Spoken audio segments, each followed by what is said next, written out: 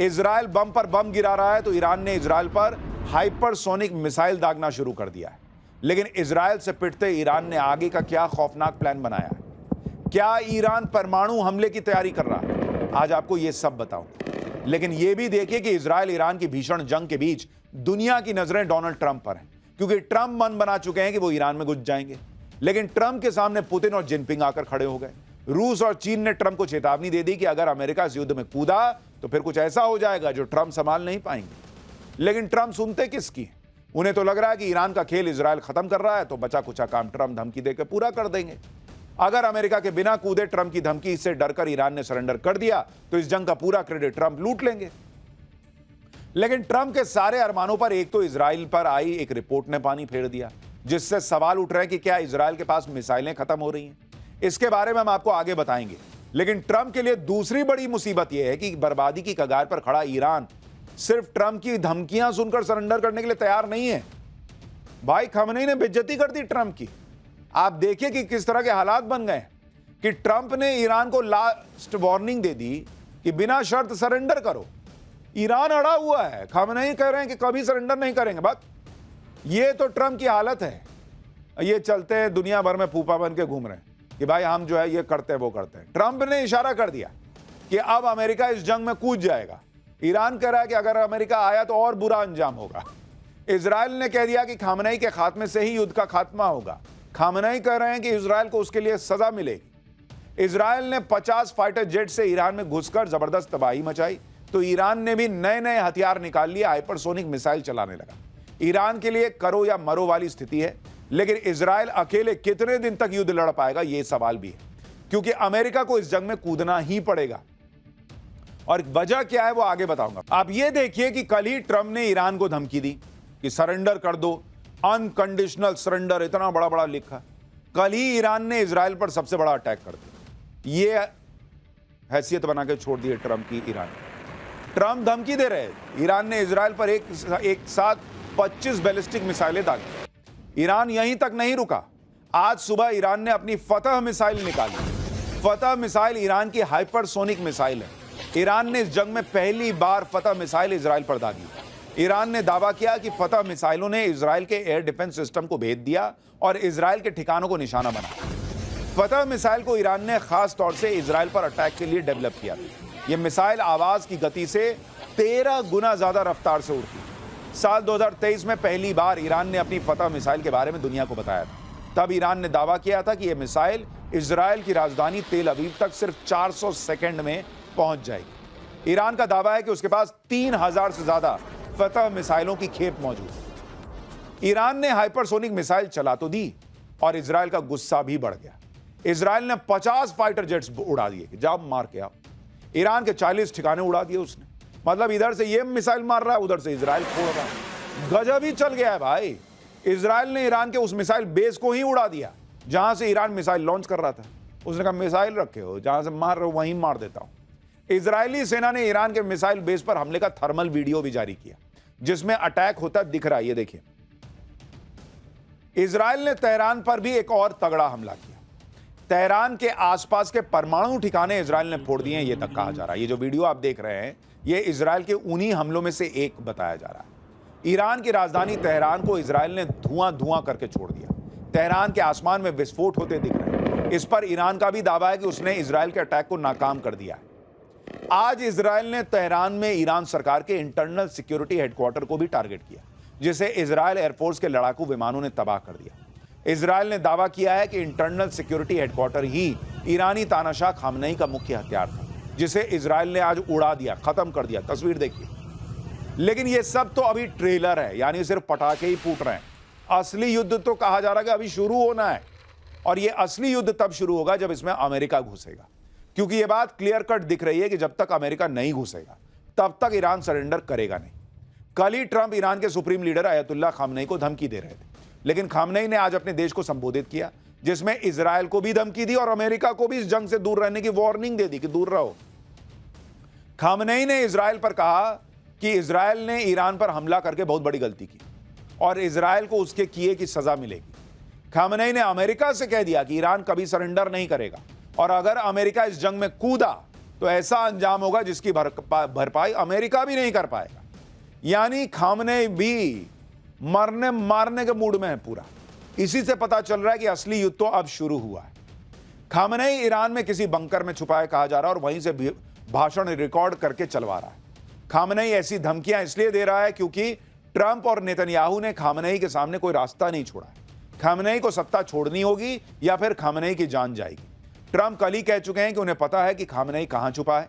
Khamenei तब तक जिंदा है जब तक ट्रंप उसे मारने का ऑर्डर नहीं देते, लेकिन खामनेई यह दिखाना चाहता है कि उसे अपनी जान की परवाह नहीं।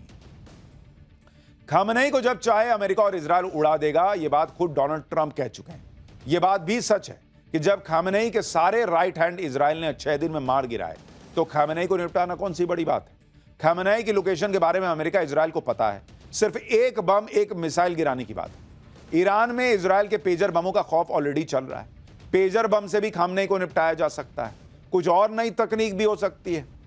ईरान में ऐसी दहशत फैली हुई है कि ईरान ने अपने नागरिकों के लिए एक चेतावनी जारी की है। लोगों से कहा गया कि वो अपना व्हाट्सएप, इंस्टाग्राम और टेलीग्राम जैसे सोशल मीडिया प्लेटफॉर्म ही डिलीट कर दें। अभी तक का डेटा भी डिलीट कर दें।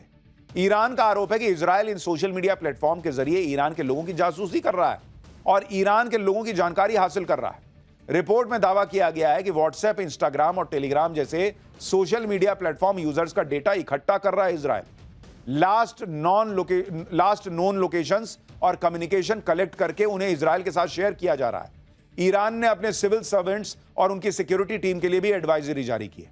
स्मार्टफोन, घड़ियों और लैपटॉप समेत किसी भी कनेक्टेड डिवाइस का इस्तेमाल करने पर प्रतिबंध लगा दिया गया है। ईरान को आशंका है कि पिछले दिनों इजरायल ने जितने भी हमले किए थे उनको इसी तरह से इंटरसेप्ट किया गया था। ईरान को डर है कि इजरायल वैसा ही हमला कर सकता है जैसा लेबनान में पेजर ब्लास्ट करके आतंकियों को मारा था। ईरान को यह भी डर है कि इजरायल सोशल मीडिया प्लेटफॉर्म के जरिए जासूसी करके उनके सर्वोच्च नेता खमेनी तक भी पहुंच सकता है। यानी ईरान घबराया हुआ भाई कि पता नहीं किसके मोबाइल के चक्कर में मैं मोबाइल बन के मेरी आत्मा ऊपर निकल जाए। खमेनी को जब चाहे इजरायल टपका देगा, यह कहा जा रहा है, लेकिन वो खमेनी को इसलिए नहीं मार रहा क्योंकि अमेरिका ने अब तक उसे रोका हुआ है। अमेरिका चाहता है कि बिना खमेनी को मारे ईरान सरेंडर कर दे, लेकिन बिना खमेनी को मारे ट्रंप ईरान से सरेंडर करवाएंगे तो कैसे? सरेंडर तो तभी होगा जब अमेरिका इस युद्ध में पूरी ताकत से कूदेगा, क्योंकि इजरायल 6 दिन से ईरान को धुआं धुआं तो कर रहा है, लेकिन इजरायल के लिए ईरान को अकेले खत्म करना इतना आसान भी नहीं है। अमेरिका के वॉशिंगटन पोस्ट अखबार में दावा किया गया है कि इजरायल के पास 10 से 12 दिन का ही एयर डिफेंस सिस्टम स्टॉक बचा है। वॉल स्ट्रीट जर्नल में भी रिपोर्ट छपी है कि इजरायल के पास एरो इंटरसेप्टर मिसाइल की कमी हो रही है। ये इंटरसेप्टर लंबी दूरी की बैलिस्टिक मिसाइलों को रोकने के लिए अहम माने जाते हैं। रिपोर्ट में यह भी दावा किया गया है कि एयर डिफेंस सिस्टम्स की कमी की वजह से इजरायल को चुनना पड़ रहा है कि किस मिसाइल को रोकना है और किसको नहीं।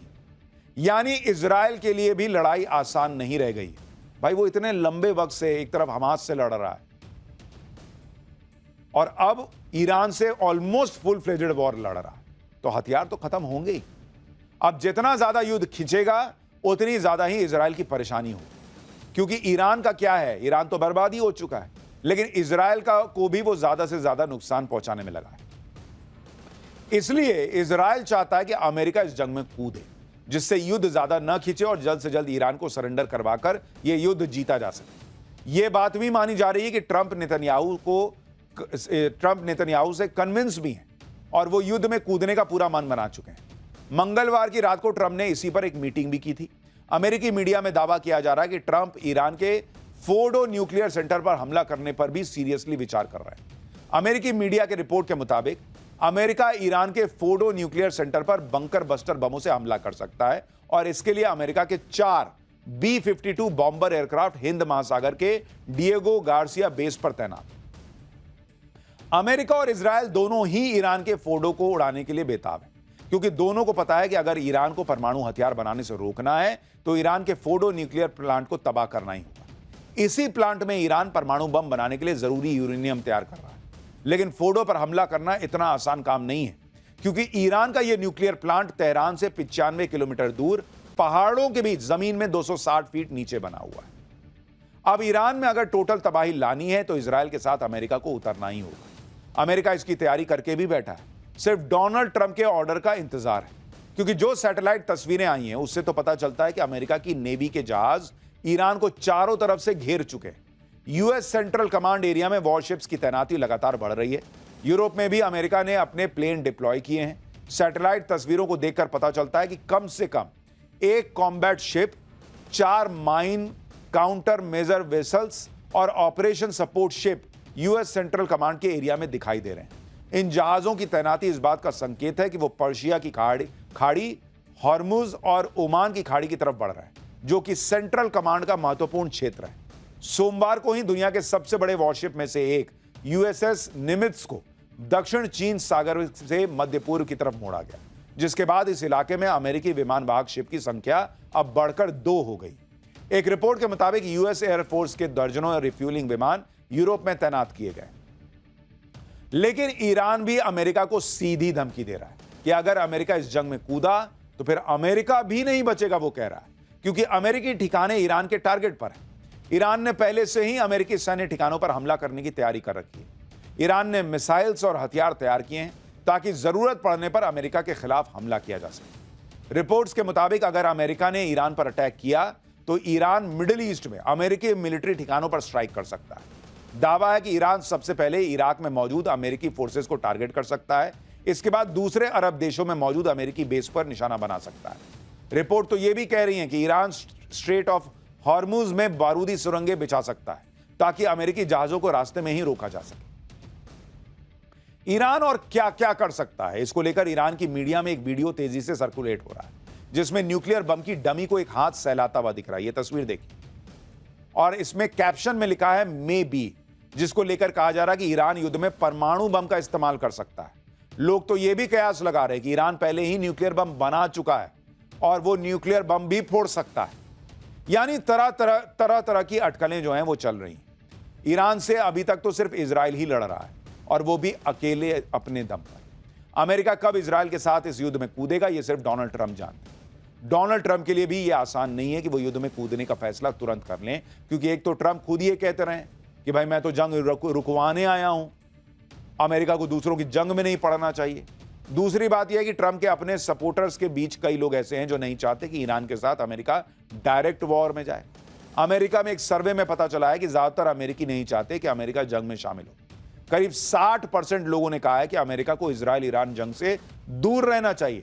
ट्रंप की खुद की रिपब्लिकन पार्टी के 53% समर्थक नहीं चाहते कि अमेरिका जंग में शामिल हो। विरोधी डेमोक्रेटिक पार्टी में भी 65% लोगों ने अमेरिका के जंग में शामिल होने का विरोध किया है।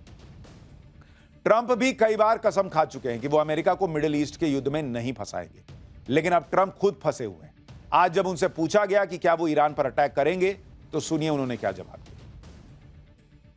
You don't know that I'm going to even do it. You don't know. I may do it. I may not do it. I mean, nobody knows what I'm going to do. I can tell you this, that Iran's got a lot of trouble, and they want to negotiate. America जो है वो क्या करे, इसमें Trump फंसे हुए हैं, क्योंकि भाई एक तरफ तो वो दुनिया भर में फूफा बने घूम रहे हैं कि मैं ही युद्ध रुकवा सकता हूं, मैं ये करा सकता हूं। भाई रूस यूक्रेन का रुकवा नहीं पा रहे, ईरान इजराइल का रुकवा नहीं पा रहे, कूद गए इसमें तो और छिछालेदर होगी कि युद्ध रुकवाने आया था और भाई बताओ खुद कूद गया। भारत पाकिस्तान का युद्ध उन्होंने नहीं रुकवाया, आज नरेंद्र मोदी ने वो दुनिया के सामने क्लियर कर दिया। तो वो पूरी तरह से एक्सपोज होते जा रहे हैं। ट्रंप इसलिए भी ये तय नहीं कर पा रहे कि जंग में सीधे कूदे या नहीं, क्योंकि ट्रंप के सामने मुश्किल ये भी है कि रूस और चीन भी लगातार दबाव बनाए हुए कि ईरान इजराइल की जंग तुरंत रुके। आज रूस ने अमेरिका को चेतावनी दी है कि वो ईरान के खिलाफ इजराइल की सैन्य मदद ना करें। रूस के उप विदेश मंत्री सरगेई रेबकोव ने कहा है कि जंग में अमेरिका कूदा तो हालात बहुत खराब हो जाएंगे। चीन का भी बयान आया है कि ईरान के सुप्रीम लीडर खामनेई को मारने की धमकी देकर ट्रंप ने माहौल भड़का दिया है। कुल मिलाकर डोनाल्ड ट्रंप के लिए चीजें इतनी आसान नहीं है, क्योंकि सामने रूस और चीन भी खड़े दिख रहे हैं। ऊपर से खामनेई बेइज्जत कर रहे हैं सो अलग, यह धमकी मत दो, तुमको भी मार देंगे।